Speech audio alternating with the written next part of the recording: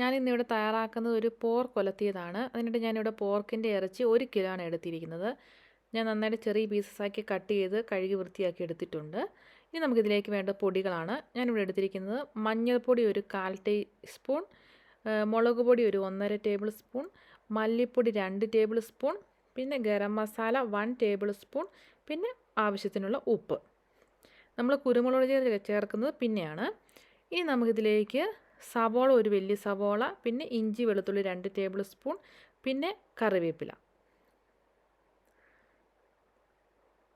ഇനി നമുക്ക് ഈ കഴുകി വൃത്തിയാക്കി വെച്ചിരുന്ന ഇറച്ചി നമുക്കൊരു കുക്കറിലേക്ക് ഇട്ട് കൊടുക്കാം.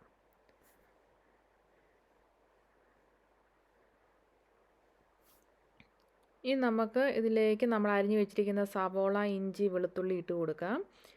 പിന്നെ നമുക്കിതിലേക്ക് നമ്മുടെ പൊടികൾ ആഡ് ചെയ്യാം. പൊടികൾ ആഡ് ചെയ്തിട്ട് നമുക്ക് നല്ലതുപോലെ ഒന്ന് മിക്സ് ചെയ്യണം. ഞാനിതിലേക്ക് കുറച്ച് വെളിച്ചെണ്ണ കൂടി ഒഴിച്ചു കൊടുക്കുന്നത്. കാരണം നമ്മൾ ഇതിൻ്റെ അകത്ത് വെള്ളം ആഡ് ചെയ്യുന്നില്ല. കാരണം ഇത് വെന്ത് കഴിയുമ്പോൾ വെള്ളം ഇതിലേക്ക് ആയിക്കോളും. അതുകൊണ്ട് നമ്മൾ വെള്ളം ആഡ് ചെയ്യുന്നില്ല. ഞാൻ ഈ ഒരു ഇച്ചിരി വെളിച്ചെണ്ണയാണ് ഒഴിച്ചു കൊടുക്കുന്നത്. നന്നായിട്ടൊന്ന് ഇളക്കിയിട്ട് നമുക്ക് മൂടി വെച്ചിട്ട് വേവിച്ചെടുക്കാം.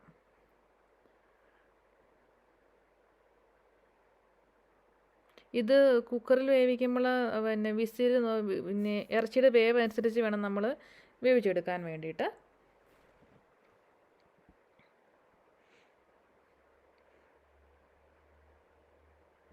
ഇപ്പം നമ്മുടെ ഇറച്ചി ഏകദേശം ആയിട്ടുണ്ട്. നമുക്കിതൊന്ന് തുറന്ന് നോക്കാം.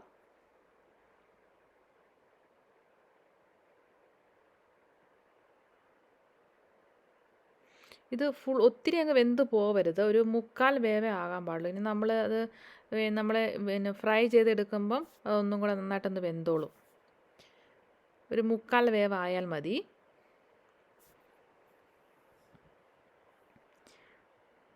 ഇനി നമുക്ക് ഒരു പാൻ അടുപ്പത്ത് വെച്ചിട്ട് നമുക്ക് അത് ചൂടായി കഴിഞ്ഞ് കഴിയുമ്പോൾ അതിലേക്ക് നമുക്ക് വെളിച്ചെണ്ണ ഒഴിച്ചു കൊടുക്കാം.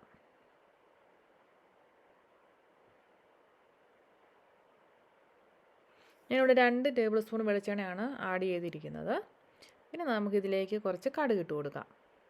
കടുകൊക്കെ ഒന്ന് പൊട്ടി വന്നതിന് ശേഷം നമുക്കിതിലേക്ക് സവോളയും അല്ലെങ്കിൽ ചെറിയുള്ളി ഉണ്ടെങ്കിൽ ചെറിയുള്ളി ഇട്ട് കൊടുക്കാം. ചെറിയുള്ളിയും പിന്നെ നമുക്ക് കറിവേപ്പില ഇട്ട് കൊടുക്കാം. എനിക്കിവിടെ കറിവേപ്പില ഇല്ലാത്തതുകൊണ്ടാണ് ഞാൻ കറിവേപ്പില ഇടാത്തത്. കറിവേപ്പില ഇടുമ്പോഴാണ് ആ കറിക്കൊന്നുകൂടി ടേസ്റ്റ് വരുള്ളൂ. കറിവേപ്പില ഇട്ട് കൊടുത്തിട്ട് നമുക്ക് നല്ലതുപോലെ ഒന്ന് വഴറ്റിയെടുക്കണം.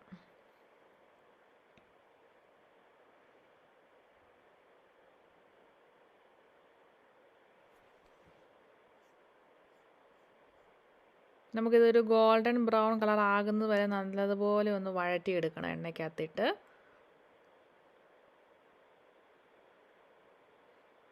ഏകദേശം ഒരു ഗോൾഡൻ ബ്രൗൺ കളറായി വരുന്നുണ്ട് നമ്മുടെ സവോളയൊക്കെ. ഇനി നമുക്ക് ഇതിലേക്ക് നമ്മൾ വേവിച്ച് വെച്ചിരിക്കുന്ന നമ്മുടെ ഇറച്ചി ഇതിലേക്ക് ഇട്ട് കൊടുക്കാം. നന്നായിട്ട് ഗോൾഡൻ ബ്രൗൺ കളറായി.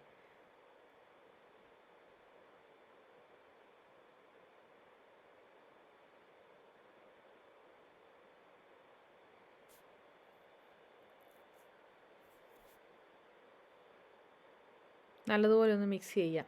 എന്നിട്ട് നമുക്കിത് തുറന്ന് വെച്ചിട്ട് നമ്മുടെ ഇതിൻ്റെ വെള്ളമെല്ലാം ഒന്ന് വറ്റിച്ചെടുക്കണം. എന്നിട്ട് നന്നായിട്ടൊന്ന് ഫ്രൈ ചെയ്തെടുക്കണം. നമ്മൾ മൂടി വെക്കേണ്ട ആവശ്യമില്ല. നമ്മൾ ഏകദേശം ഇറച്ചി അതിൽ 1/4 വേവ് കഴിഞ്ഞതാണ്. ഇനി മൂടി വെച്ചൊന്ന് വേവിക്കേണ്ട. ഇത് വെള്ളം നന്നായിട്ട് വറ്റിച്ചെടുത്തിട്ട് വേണം നന്നായിട്ടൊന്ന് ഫ്രൈ ചെയ്തെടുക്കാൻ. ഈ സമയത്ത് ഉപ്പ് നോക്കിയിട്ട് ഉപ്പുണ്ടോ എന്ന് നോക്കിയിട്ട് ഉപ്പില്ലെങ്കിൽ നമുക്ക് കുറച്ച് ഉപ്പ് കൂടെ ആഡ് ചെയ്യാം.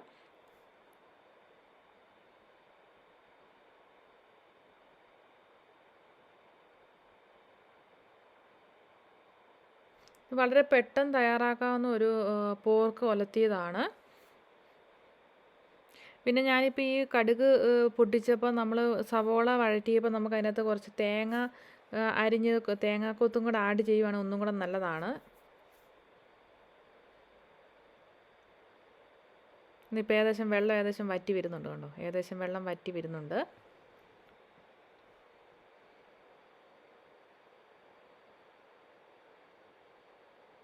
ഇനി നമുക്ക് ഈ സമയത്തിലേക്ക് കുറച്ച് കുരുമുളക് പൊടി ആഡ് ചെയ്യാം. നിങ്ങളുടെ എരിവിനനുസരിച്ച് കുരുമുളക് പൊടി ആഡ് ചെയ്ത് കൊടുക്കാം.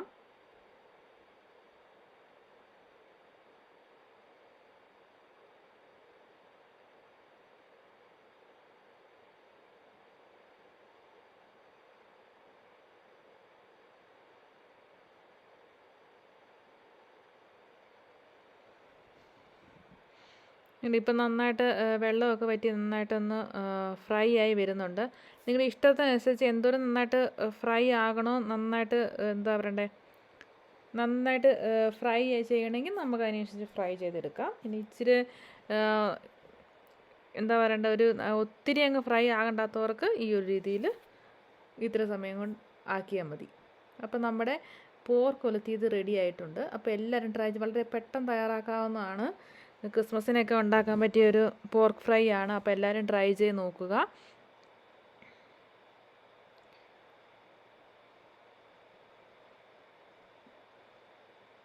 അപ്പോൾ എല്ലാവർക്കും എൻ്റെ ഈ വീഡിയോ ഇഷ്ടമായെന്ന് വിചാരിക്കുന്നു. വീണ്ടും പുതിയ റെസിപ്പിയുമായിട്ട് പുതിയ വീഡിയോയിൽ കാണാം. താങ്ക്